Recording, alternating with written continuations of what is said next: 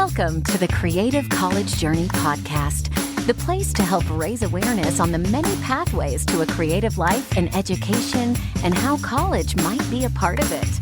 Because it's not where you go to school, but how you go to school that counts. Hosted by professional creative and college expert Scott Barnhart, who is chatting with a variety of guests who have some amazing lived experiences from different universities, majors, and creative industry interests. And we hope by hearing their stories, it might help give you some inspiration to find your own creative college journey. Hey, friends and longtime listeners of the Creative College Journey podcast. I'm back. I know it's been a long minute, but I'm very excited to try something new today. I want to start doing some solo podcasts to give in real time information and advice about current topics, things that are going on in creative college admissions. And this is all in an effort to give additional context, points of view, and advice to help you on your college admissions journey as we're back to school. Things are heating up. Admissions talk for my rising seniors and current seniors. It's real. You guys are in the thick of it. So I want to give in real time advice, and I hope it's useful. And I wanted to start off today with Playbill.com, literally the homepage of my life. I love Playbill. Playbill is not only the place where you get your programs when you go to a Broadway show, but it's also an incredible news resource. Online, Playbill.com. This is where you get theater news, what's coming, what's happening all over the nation and frankly, the world. I love this website. I continue to get up-to-date information from this website. And the past few years, every year, they do a back-to-school, where did the actors of 2023 to 2024 Broadway season go to school? They call it the Big 10. And I love data. I love it. I love getting as much information about our industry as we can. And so this is actually a really great bit of data. But without the right context, it can really do havoc on a rising junior or senior in terms of their perception of what it means, especially for musical theater or acting, what it means to go to college for this. And in many ways, my big critique of this is that there just isn't enough context for the data. What they do in this collection of information, they give you 10 schools that are most represented in a Broadway season. So that means literally by the numbers, these actors who are represented went to these schools and were on Broadway in just this last season. The 10 schools are New York University, University of Michigan, Carnegie Mellon, AMDA, Pace, Yale, Juilliard, CCM, Penn State, Marymount Manhattan, Elon, and Boston Conservatory. And then there's a few additional honorable mentions. Now, these are heavy-hitting institutions, no doubt about it. Some incredible training, really varied training.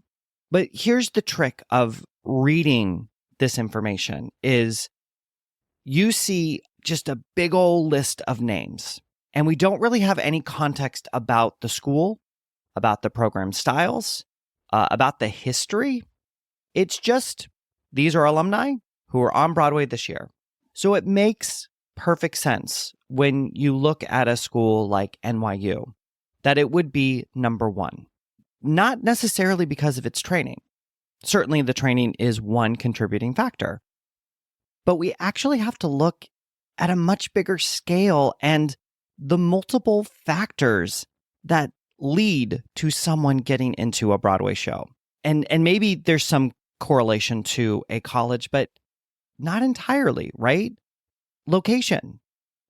Location matters. Proximity to New York does matter. So it would make sense that NYU would have more students in general attempting a Broadway career. NYU is literally one of the biggest performing arts programs. So the size of a program, how many graduates out of that program are going out into the world a year? That's very different, if there's a few hundred students from Tisch School of Drama versus 20 students from a smaller institution like my alma mater, Wagner College or Texas State University. So we're not looking at percentage in terms of success. We're looking at just sheer numbers. And a school like NYU contributes more graduates into the Broadway industry than lots of other schools just by the way that program is built. And you also have to realize these schools represent alumni from the school at large, not necessarily their training program. So that's other context that we're missing. There are people on this NYU list that didn't graduate from Tisch. They very likely graduated from the business school or from the School of Communications or from Steinhardt. So when we look at this list, I love this list. I love this information, but we don't really have the full context. And that's where I just don't love a top 10 list, because NYU might be the dream school for one person and a perfect fit for one person, but it's not necessarily the fit for everyone. And that's so much of the work that I'm doing in independent education consulting is all about just giving families understanding about what's going to be best for them. What are their students' goals? And that can include financial goals, artistic goals, business goals, geography goals, many different things that would make one of these schools great for them or not. Actually, I did just a little bit of math on one of these schools.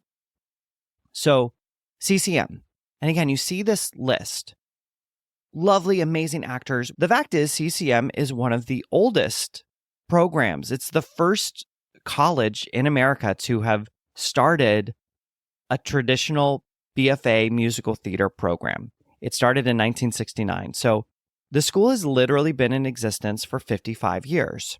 This list incorporates people who graduated from this program in the 70s and 80s. No shade, but that's a very different conversation than a current junior or senior who is about to apply to a school. Like you'll see in the CCM list, there's Michelle Pock listed. I love Michelle Pock. If you get the chance to go see her in Wicked, or literally see her in anything, do it. Michelle Pock is a Tony winner. Michelle Pock is been in the industry for 30 years at the top of her game.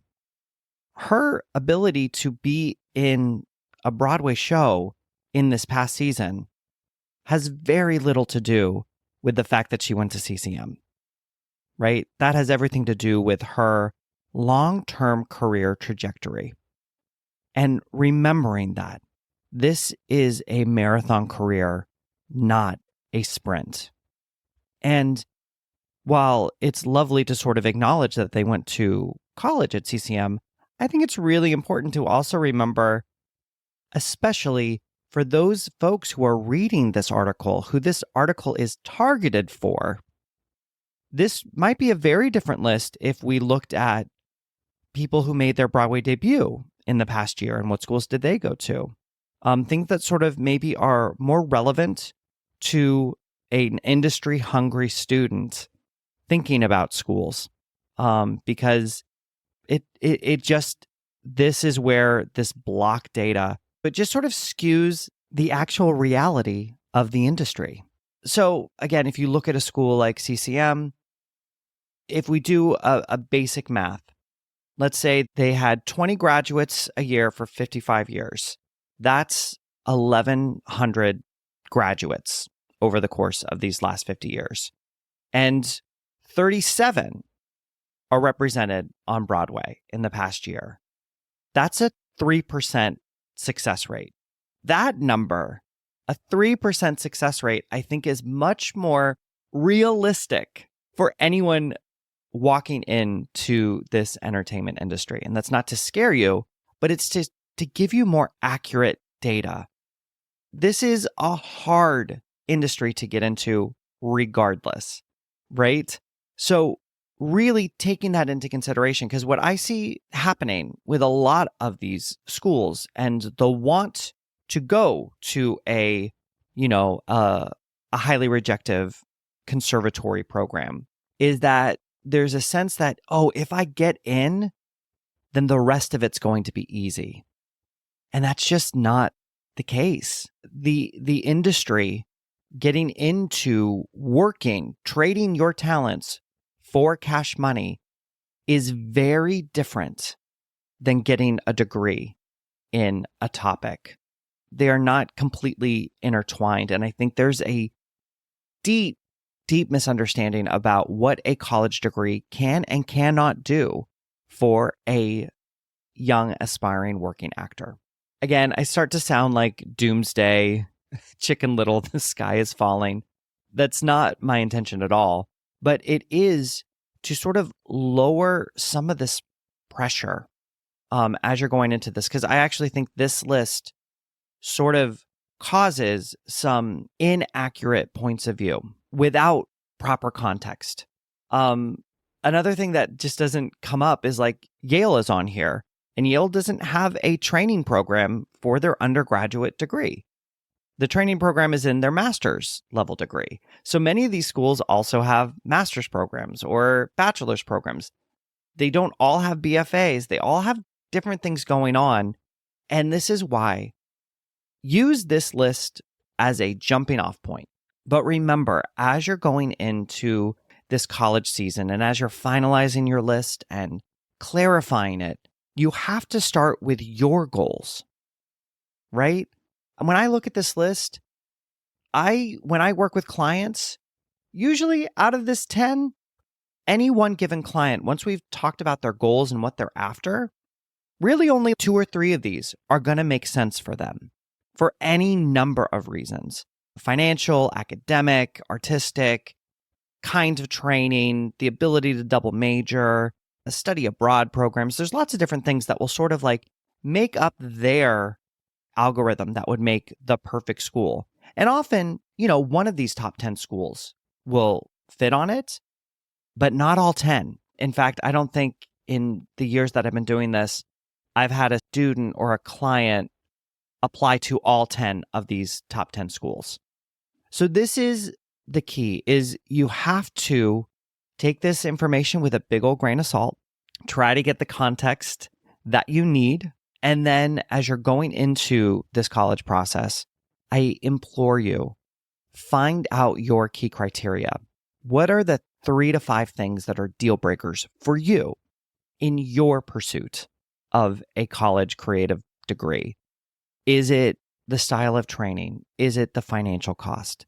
Because believe it or not, I truly believe one of the greatest markers for potential success for an aspiring artist is financial solvency, is having the least amount of financial debt, because you're then able to go after many of the gigs that other people saddled with 6 figures of debt literally can't afford to do. Is it location, right? Is it cultural? Noticeably absent on this top 10 list, there is not a single Hispanic serving institution or historically Black college or university. That's of note. And for students of color, the ability to study theater in and around their culture could be the absolute thing they need on their journey towards a Broadway career. And that's why I would hate for this list to discourage a student for going after something that they are genuinely needing in their life and artistry. Is it prestige? I'm not mad at prestige. These are all very prestigious schools in many different ways. What are the things that you're looking for? And then see which schools actually provide it. so that you don't rest on the laurels of a statistical top 10 list, because we as artists, we're not statistics. We're humans with very different needs and very different stages of our development. So finding the right spot for you in your development and based on your creative interests and creative drivers. So really keeping that in mind as you're walking through this. Again, I've sent students to every one of these schools, happily so, because they've been matches for them.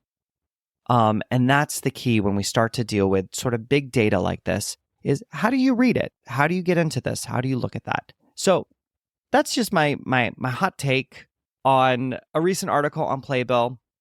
There's a lot of opinions about this on Instagram. By all means, check it out. Another thing to sort of consider with this is also, this only reflects the students who did go to one of these colleges. This doesn't account for the many hundreds, thousands of people on Broadway who either didn't get a degree, got a degree at a totally different school, and or found their own pathway towards a Broadway career. Because remember, it's not where you go to school, it's how you go to school that counts. The other thing this list doesn't account for is all of the graduates from these programs who have transferred their skills into countless other careers, industries, and jobs, both in the industry and out. So realizing this is just one tiny sliver of the actual data out there. And remembering as you're walking through this, you've got to forge your own path into this. I hope this is helpful. I love talking about this. And if you've got thoughts or questions or comments about this sort of list and what it means and how it might affect you, or how maybe it's skewing your point of view about your list, don't hesitate to reach out. Email me at scottbarnhart@gmail.com. I'm happy to have some more conversation, or you can leave a comment here on the podcast episode. I'm curious to hear other people's thoughts on this and whether or not this sort of clarification is helpful. Know that this month I'm actually doing some pop-up events. I'm doing some workshops about pre-screens, how to do them, best ways to do them at home, on a budget, and things to just generally look out for as you're starting to produce your monologue, song, and dance pre-screens. I've got lots of tips and advice on ways to go about that.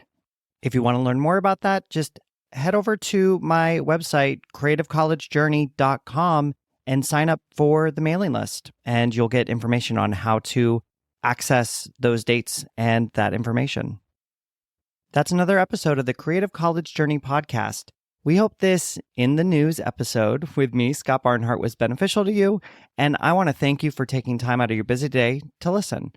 If you are in need of some encouragement, guidance, and inspiration for your college journey and would like to work with me, Scott, don't hesitate to head to our website, www.creativecollegejourney.com, to schedule a free, no-obligation 1-hour consultation to find out the many ways the Creative College Journey can help you on your path.